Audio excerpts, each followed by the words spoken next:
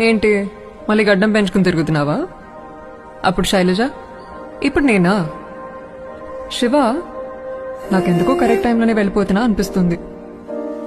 ఇప్పుడు నాకు సంతోషం కన్నా ప్రశాంతత అవసరం. అది నువ్వు నాకు ఇచ్చావు. ఇక నువ్వు ఆలోచించాల్సింది నీ లైఫ్ గురించి. నువ్వు తీసుకునే ప్రతి స్టెప్ కేర్ఫుల్గా వే. మళ్ళీ టెర్రస్ మీద ఒంటరిగా కూర్చుని ఏడుస్తావో ఏమో. చాలు, చాలా ఏడ్ చేసావు. ఇంకంత హ్యాపీనెస్సే. అదొక్కటే నేను నీకు ఇవ్వాలనుకున్నా. Hope you will follow. నిన్ను మర్చిపోయానంటే నేను తెచ్చిదాన్ని శివ. ముందే ప్రిపేర్ అయ్యాను గుడ్ బై చెప్పడానికి.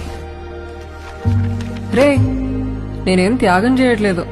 ఏదో టైం బ్యాడ్ వచ్చింది అంతే. అవును, ఇప్పుడు ఒకటివే చెన్నైలో ఏం చేస్తావు? ఒకటి చెప్పనా? చెప్తే నీకు కోపం వస్తుంది. ఇదంతా